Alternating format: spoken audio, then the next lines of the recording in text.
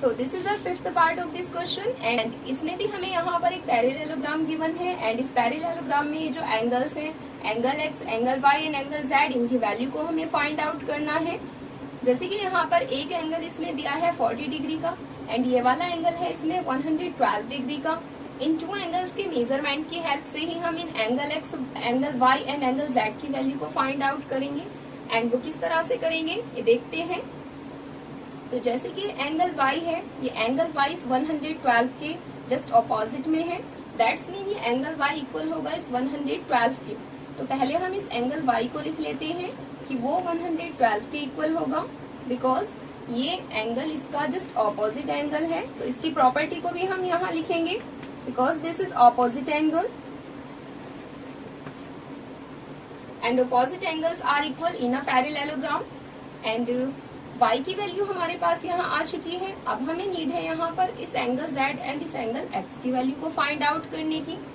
तो ये जो एंगल z एंड ये जो एंगल x है एक दूसरे के इक्वल होंगे, बिकॉज इस तरह की सिचुएशन में जैसे कि एक एंगल यहाँ पर है एंड दूसरी लाइन के एक एंगल अपोजिट में है, तो ये होते हैं ऑल्टरनेटिव एंगल्स एंड जो ऑल्टरनेटिव एंगल्स होते हैं वो एक दूसरे के इक्वल होते हैं। लाइक यहाँ पर ये एंगल ए है एंड एंगल बी है, तो ये एंगल ए इक्वल होगा एंगल बी के एंड ये क्यों इक्वल होगा, बिकॉज ये एक दूसरे के ऑल्टरनेटिव ऑपोजिट एंगल्स हैं। तो सिमिलरली वैसे ही हम यहाँ पर देख सकते हैं कि इस पैरेललोग्राम के अंदर ये जो लाइन है, इस लाइन के इधर की साइड में एक एंगल है एंगल एक्स एंड इधर है ये एंगल जेड। एंगल एक्स इस लाइन के ऊपर की साइड में है, तो अदर साइड से इस लाइन के नीचे की साइड में एंगल z दिया है, दैट्स मीन ये angle x and angle z, ये दैट्स मीन ये angle x and angle z एक दूसरे की ऑल्टरनेटिव एंगल्स हैं। सो ये एंगल्स इक्वल होंगे एक दूसरे के।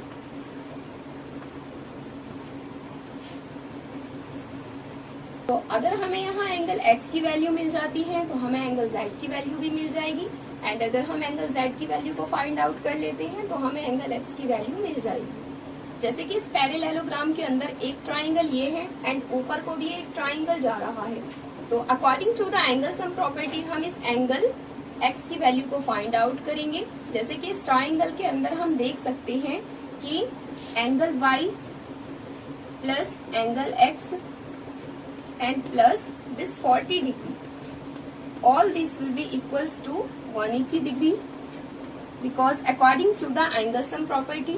तो यहाँ लिख लेते हैं एंगल सम प्रॉपर्टी। जैसे कि यहाँ एंगल y की वैल्यू हमें मालूम है कि एंगल y है हमारा 112 डिग्री का एंड प्लस एंगल x हमें मालूम नहीं है, तो एंगल x को एंगल x ही लिखेंगे। बट हमें मालूम है कि ये एक एंगल जो हमारा दिया है वो 40 डिग्री का दिया है, तो 40 डिग्री हमारा एज इट इज कॉपी हो जाएगा एंड ये सारा का सारा इक्वल होगा 180 डिग्री के। अब जैसे कि यहाँ पर ये 112 इस 40 में एडिशन में दे रखा है, तो इन दोनों को हमें यहाँ पर ऐड करना होगा। तो 112 में जब इस 40 डिग्री को ऐड करेंगे तो ये हमारे पास बन जाएगा 152 डिग्री एंड जैसे कि angle x left hand side में ऐड हो रहा है इस 152 डिग्री के, तो अब हमें यहाँ पर इस 152 को इस लेफ्ट हैंड साइड से राइट हैंड साइड में यहाँ ट्रांसफर करना होगा एंड जब ये लेफ्ट हैंड साइड से राइट हैंड साइड में यहाँ ट्रांसफर होगा तो ये इधर जाकर के यहाँ सब्ट्रैक्ट हो जाएगा and now we have to subtract here this 152 degree from this 180 degree.